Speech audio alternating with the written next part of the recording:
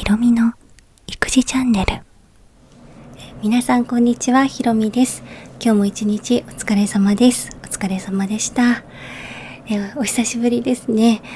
毎日本当に暑いですけれども、皆様ご体調など崩されていないでしょうか。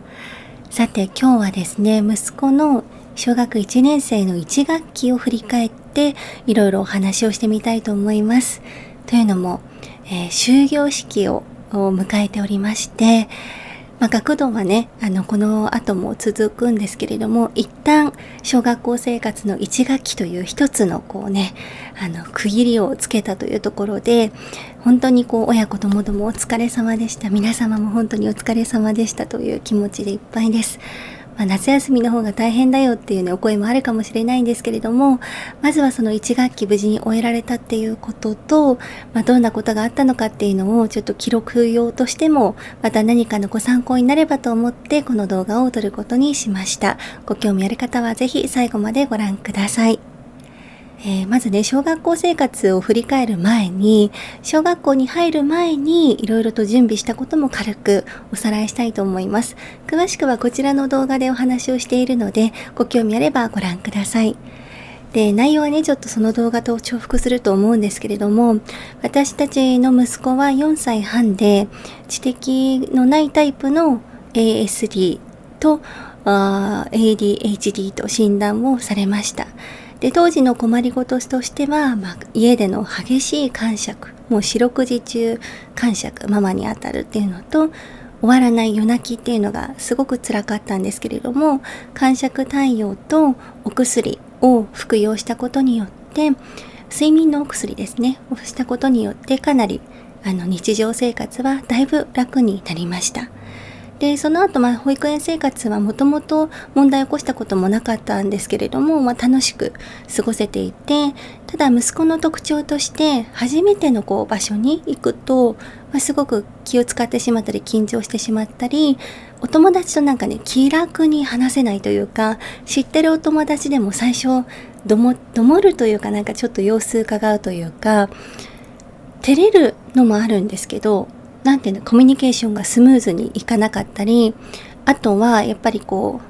なんとかくんバイバイって息子のこと気にかけていってくれる先生とか親御さんに対しても多分ね、気づかないと思うんですよ。もう帰るだったら帰るに集中しちゃってるし、他のことに気持ちがいっちゃってるので、なのでそういう場面を一つ切り取ってみても、コミュニケーションがスムーズにいかないなっていうのは、すごく感じていたので、小学校生活は保育園のお友達が一人もいない学校になることは決まっていたので、そこが結構心配だったんですよね。友達と馴染めるかなとか、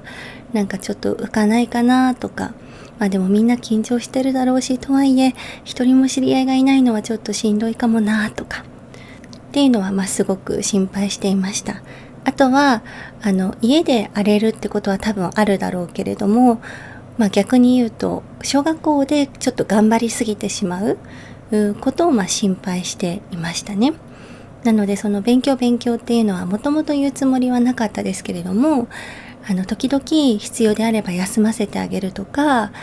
宿題を本当に例えばすごくいっぱい出されたとしたら先生に交渉するとか、本人の体調とか様子を見ながら調整するってことも必要だなとか、いろいろなシミュレーションはしていたんですよね。あとはお医者さん、主治医と話し合って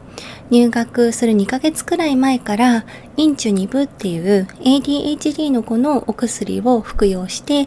ちょっと慣れさせる。そのお薬がちょっと慣れるまで、体に馴染むまで時間がかかるっていうことだったので、2月ぐらいですかね、入学2ヶ月くらい前から服薬を始めたりとか、そういうことをしていましたね。で、いざ入学式となった時に、息子はちょっと天の弱というか ASD の特徴の一つかもしれないんですけれども、いつもと違う雰囲気がやっぱ苦手だったり嫌いなので、入学式のちょっとワクワクした感じとか、写真撮るよとか写真撮ろうねっていうのがもう大嫌いで、やっとね、なんとか言って2枚夫と息子、私と息子の写真を撮ったんですけれども、結構ひどい顔でしたね。私もなんか風になびかれてなんか眩しそうで、全然決まってないし、息子もなんかもう早くやめてくれよみたいな顔だし、でもそれもそれでね、なんかキラキラしたような明るい写真は撮れないんですけれども、いつもこういう時って。でもいつか当時を振り返って、そうだったねって、こういうなんか時は緊張しちゃってこんな写真しか撮れなかったよなっていう思い出になるかなっていうのは思ってますけど、正直もうちょっとなんか家族みんなで撮りたかったなっていうのは親のねエゴとしてはありました。で、入学式も問題なく過ごせていて、ただやっぱり飽きちゃうので、暴れたりとか多動っていうのはそういうところでは出ないんですけど、集合写真を撮るところずっとこう見てたら、一人だけこうあくびをしていたりとか、他のね遊んでる子とかもいたんですけど、なんかでもあくびが出るってことはある程度気が緩んでるのかなとか、いろんなことをなんか観察しながら過ごした入学式でしたね。で、学校が始まって割とすぐお友達ができたみたいで、学童にもその前から行ってたし、小学校の中でも同じクラスの子の中でも同じ学童の子がいたりしたので、割となんか迎えに行くと楽しそうに遊んでるなっていうような、そんな印象でした。で、ただやっぱり毎日ね疲れちゃうので、一時期は朝行きたくないって言って学校に送っていった日もありましたね。何回かあったかな。いわゆる行きしぶりっていうものですよね。で、行きしぶりに関しては本当に嫌なこととか苦痛なことがあるのかっていう見極めはすごく大事なので、本人の観察とか担任の先生とのコミュニケーションとかをすごく密に取る必要があるんですけど、その上で問題がなさそうなのであれば、やっぱりそこで休ませると癖になっちゃうなと思ったので、やっぱ朝ね揺らぐんですよ。行きたくないってなんか泣かれたりすると。なんですけど、今の状態は多分本当にその日のモードで行きたくないだけだから、とりあえず行かせようと。で、学童は今日はなしにするとか、早めに迎えに行くとか、そういう妥協案は出しつつも、今日は学校に行く日ですっていう感じで行かせていました。で、それをやり続けていたら、だんだんなんか言わなくなったり、だだこねなくなったりしていったなっていう気持ちはしますけど、でも多分小学校のクラスがそんなに嫌じゃなかったっていうのが一番大きいかなと思います。担任の先生もすごく良い方ですし、発達障害への理解もある方ですし、すごく温かい方なので、それが多分息子に合っていたのかなという感じがします。で、その他のトラブルで言うといくつかありまして、小学校の中に学童があって、学校が終わると学童に移動するんですけれども、小学校用のシューズと学童用のシューズと月曜日は2足持っていくんですね。なんですけど、どうしても学童用のシューズを教室に置いていってしまうという癖というか忘れちゃうんですよね。持っていくことをなかなかそれができなくって、もう毎回学童の先生に今日も靴下真っ黒ですとか言われながら、その後息子と一緒に職員室に行って先生と一緒にシューズを取りに行くっていうことが何回もありました。で、最終的に先生が私も忘れちゃうんで、ランドセルに今日はシューズ持たせてくださいって書いて紙貼ってくれても構わないし、どんなことしていただいても大丈夫ですよって言ってくださったので、いろんな手を借りながらも先生にお願いをしながら、シューズは学童用のは持っていくんだよっていうことを何回も先生と私の方で伝えてフォローしていただいて、そのシューズを持っていくってことはできるようになりましたね。何回目かとかで。はい。あとは基本的にうちは学童に通わせてるんですけれども、時々下校の日もあったりして、ただ最近その生徒数も減っていたり、学童の子が増えていたりするので、下校班自体がすごく少ないんですよね。で、息子の下校班は基本1人か2人しかいなくて、その日は息子を入れて2人だけだったんです。で、かつそのもう一人の男の子のお母さんが学校のすぐ近くまでその日は迎えに来ていたみたいで、もうすぐ息子と別れちゃったんですよね。でそのお母さんも息子のことをよくまだ分かってない、クラスも違うので知らないし、帽子もかぶってるしね、みんな似たような格好なので、その息子は迷って違う班の後ろについてちゃったんですよ。というのも、先生に息子くんと今日はこの子たちについていくんだよってことを言われて、それを遂行したわけですよね。そしたらその子がいなくなっちゃって、でその前にいた子についていったと。そしたらもう全然違う方向に行ってしまって、で私は下校の日は家のちょっと歩いたところまで、学校とうちの中間よりもちょっと家寄りのところでお迎えに行くんですけれども、なかなか帰ってこない。全然帰ってこない。まさかみたいな感じになって、もうちょっと冷や汗が出てきて、急いで学校に行って職員室に行って、すいませんまだ帰ってないんですけどって言って、いろいろ学童に行ってないかとか電話をしていただいて、帰ったみたいです。みたいな感じになって、隣のクラスの先生が駆けつけてくださって、2人で走っていろんなところを探し回りました。で結局一旦家に帰ってるかもしれないと思って走ってお家の近くに行ったら、反対側からあるお母さんと3年生ぐらいのお姉さんと、その前に息子が歩いてたんですね。でわーって言って駆け寄って、すいませんって言って、ありがとうございますって言ったら、いやなんかたまたま自分の子をピックアップしようと思って家の前に出たら、一人で歩いてる1年生がいたので、声かけたら何も言わないんですけど、お家わかるって聞いたらうなずいたので、とりあえずお家までついてきてみましたって言ってくださって、すごく親切なお母様で、もうペコペコお礼と謝罪をしながら、本当に助かりましたって言ってなんとか無事に会えました。でその後学校に出まして、無事にいましたっていうことで、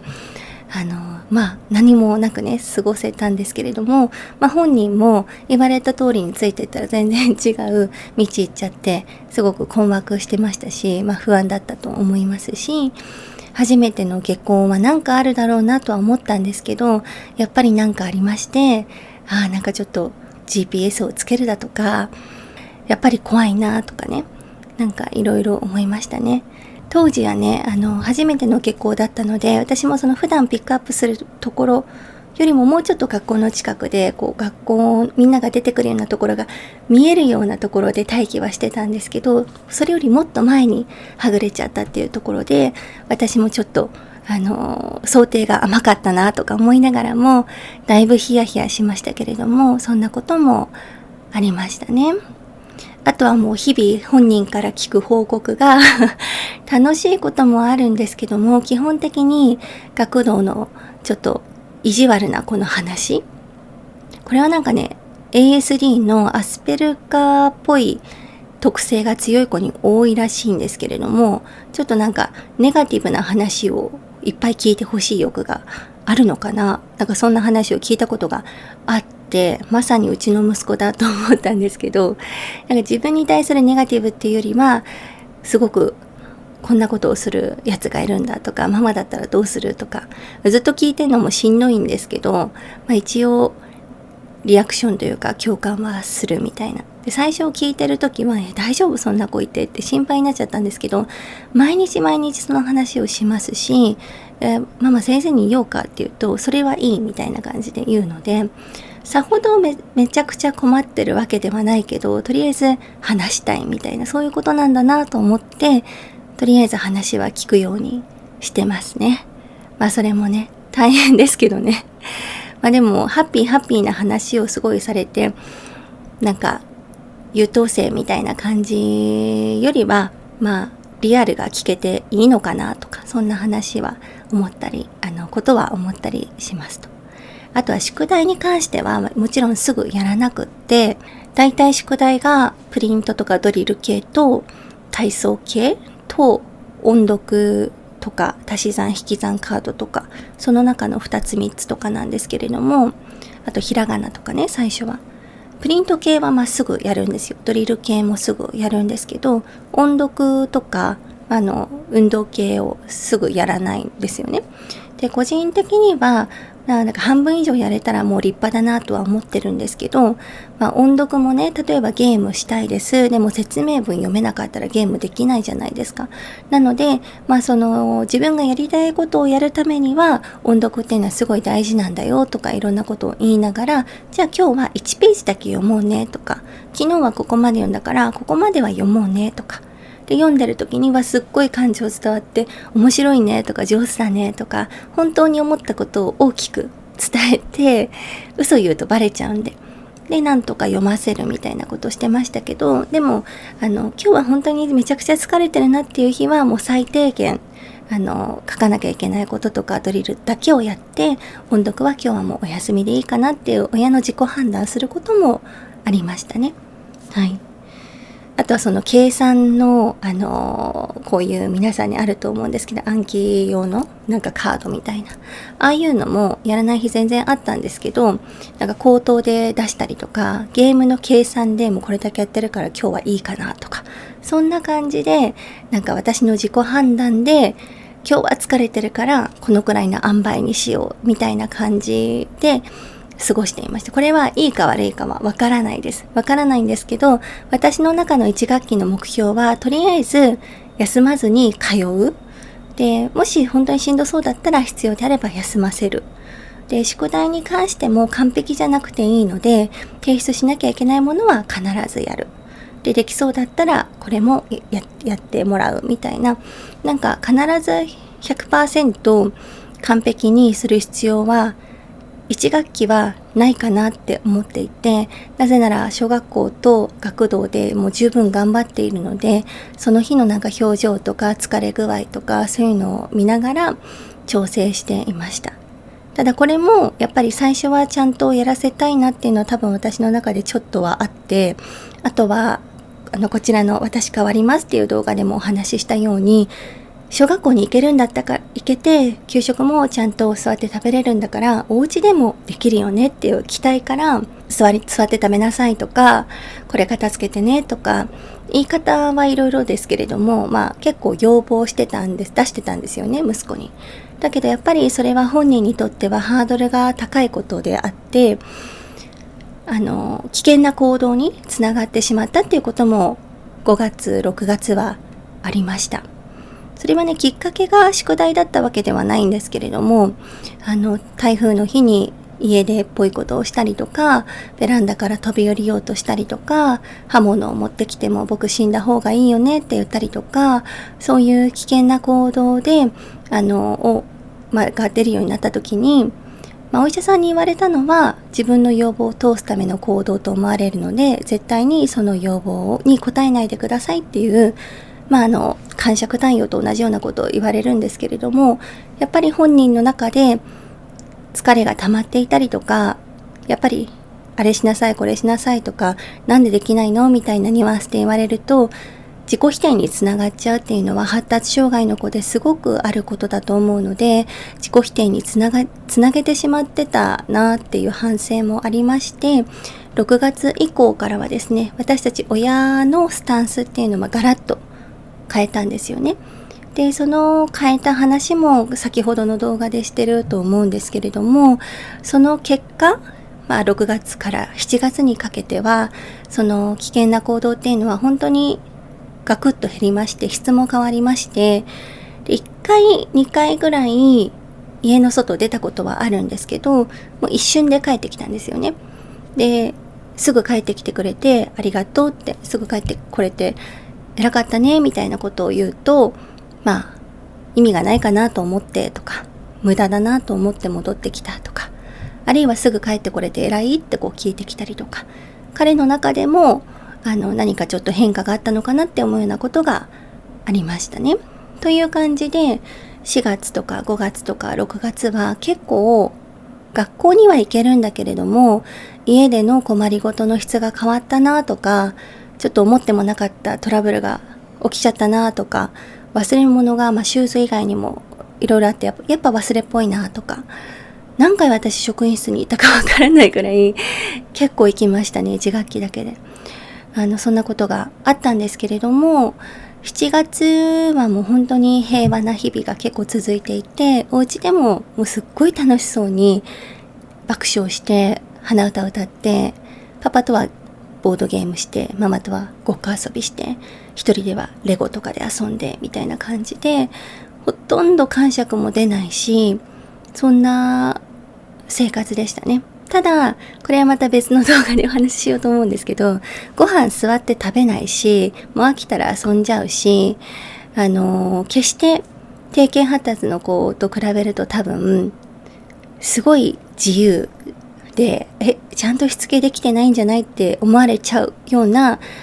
生活だとは思います。ちゃんと朝着替えるし、ご飯も食べるし、8時ぐらいに寝るしっていう生活ではあるんですけども、細かく見ると、まあよく経つな落ち着きがないな、全然食べないなとかっていう感じではあるんですけども、その息子の発達特性を私たちもよく理解した上で、まだしか理解できてないところもたくさんあると思うんですけども、なんかこう親と子がストレスにならないような付き合い方っていうのがちょっと分かってきたかなみたいな感じですかね。はい、たまにやっぱりこう余裕がない時はイラッとしちゃったりとかするんですけれども、親のメンタルケアも含めてこの家族の運営するコツみたいなものが1学期終わる頃、7月に入ってからは、よくわかるようになってきたかなと。その証拠が息子の笑顔であったり、ご機嫌であったり、元気に学校に行ってくれる姿であったりっていうことなのかなっていう、そんなこうちょっとした結果みたいなものも感じてきたかなと思ってます。はい。ただね、お医者さんにはやっぱ1学期終わって夏休み明けた後が勝負というか、わかると。1学期頑張りすぎちゃった子はもう2学期から学校行けないとかも全然あるし、発達障害の子はそれが強いので、夏休み明けてからどう出るかなっていうところではあるんですけれども、今のところ1学期を振り返って、親子ともによく頑張ったなと思うし、我々も新しい反省と学びがありましたし、その結果変わったことも多々ありまして、よくみんな頑張ったかなっていうふうに思います。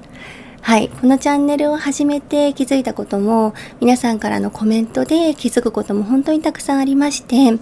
今ちょっとお話に入れられなかったんですけども、私本当に担任の先生とか支援級のコーディネーターの先生とか相談員とかカウンセラーさんとかも頼れるところにはかなり頼っていろんな相談させていただいて1学期でもありました。なのでかなりね、学校に行きました。本当に何回行ったかな、本当に行きましたね。会議室たくさん使いましたし、もう連絡ノートにも最初すごいいろいろ書かせていただきましたし、そんな感じで学校という存在にかなり早速お世話になった、そういう3ヶ月、4、5、6、7、4ヶ月でありました。ただね、やっぱり保育園と違うなって思うのは、小学校生活って長いじゃないですか。長いし、担任の先生が本当に授業もすればその子たちのことしっかり見てくださって、なんていうのかな、ちょっとまた保育園といますよね、全然。そうするとこっちもがっつり頼らなきゃっていう気持ちにもなるし、本人の特性がどんどんやっぱり年を取るごとに強くなるっていうのはそうだなと感じているので、であればやっぱり相談先も増やさなきゃいけないなっていうふうにも思うし、相談できるサービスっていうのが学校だけでもいくつかあるので、本当にありがたいなと思いましたね。家庭だけではない、医療だけでもない、福祉だけではない、地域や学校っていう新しい存在が自分の中にできた気がして、今日も学校だ、今日も学校だっていう感じでバタバタはしてたんですけど、それだけ話せる場所がある、聞いてくださる人がいる、一緒に息子のことをちょっとでも思ってくださる人がいるっていうことが本当にありがたくて、とても感謝にあふれた1学期でもありました。はい、皆さんに対してもですね、非常にありがたい気持ちでいっぱいです。というところで今日はね、息子の初めての小学校生活1学期を振り返って、親の視点というところでお話をさせていただきました。それでは皆さんまた次回の動画でぜひお会いしましょう。おやすみなさい。バイバイ。